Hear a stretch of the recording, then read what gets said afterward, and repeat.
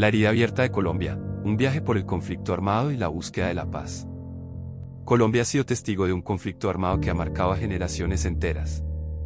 Más de 60 años de violencia han dejado millones de víctimas, comunidades desplazadas y heridas que aún están por sanar. Pero, ¿cuál es el origen de esta guerra? ¿Qué factores la alimentaron durante décadas? Y lo más importante, ¿por qué sigue siendo un reto alcanzar una paz verdadera y duradera? Hoy vamos a recorrer la historia del conflicto armado en Colombia, sus causas, los intentos de paz y los desafíos que enfrenta el país para cerrar este doloroso capítulo de su historia. Causas del conflicto armado. Para entender el conflicto colombiano, debemos remontarnos a mediados del siglo XX, cuando el país vivía una fuerte división política entre liberales y conservadores. Esta división generó una etapa conocida como la violencia, caracterizada por enfrentamientos armados entre seguidores de ambos partidos. Miles de personas murieron y muchas familias fueron desplazadas.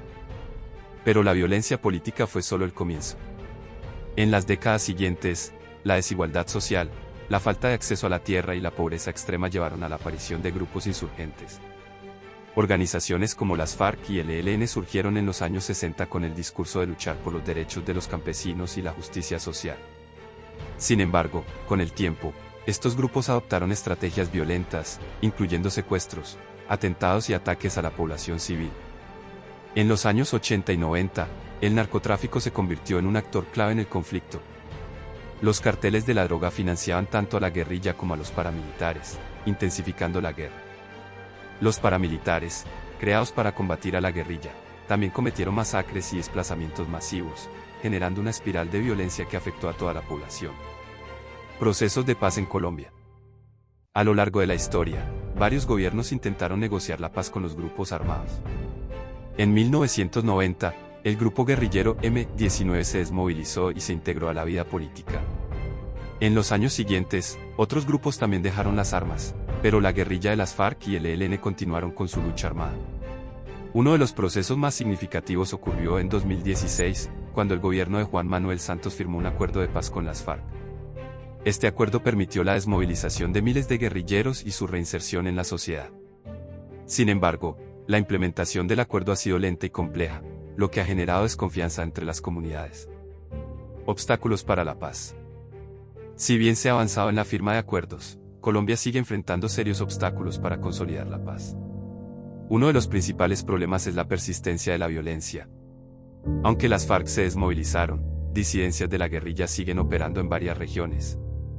A esto se suman grupos criminales y el ELN, que continúan con actividades ilegales como el narcotráfico y la extorsión.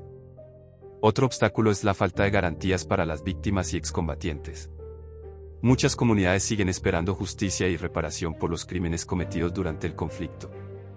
Por otro lado, algunos exguerrilleros han sido asesinados, lo que dificulta su reincorporación a la sociedad. El narcotráfico sigue siendo un motor de la violencia. Los cultivos de coca continúan financiando a grupos armados ilegales, y erradicar este problema requiere un enfoque integral que incluya oportunidades económicas para los campesinos. Entonces, ¿es posible la paz en Colombia? La respuesta no es sencilla. Hay grandes desafíos por superar: la violencia persistente, el narcotráfico, la desconfianza entre los actores y la falta de oportunidades para muchas comunidades. Yo, como policía, he vivido de cerca esta realidad. Me ha tocado enfrentar la violencia en zonas donde la presencia del Estado es limitada y grupos ilegales ejercen control sobre la población. En estas regiones, el miedo y la cultura del facilismo, traída por los carteles de la droga en tiempos pasados, han dejado huellas profundas. A pesar de las dificultades, seguimos luchando por recuperar estos territorios, fortaleciendo nuestra presencia y tratando de cambiar la mentalidad de las comunidades. No es una tarea fácil, pero cada esfuerzo cuenta. La paz no se construye solo con acuerdos firmados en papel.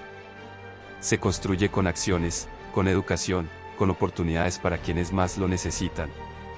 Colombia tiene un camino largo por recorrer, pero si todos aportamos nuestro esfuerzo, es posible cerrar esta herida y escribir una nueva historia para las próximas generaciones.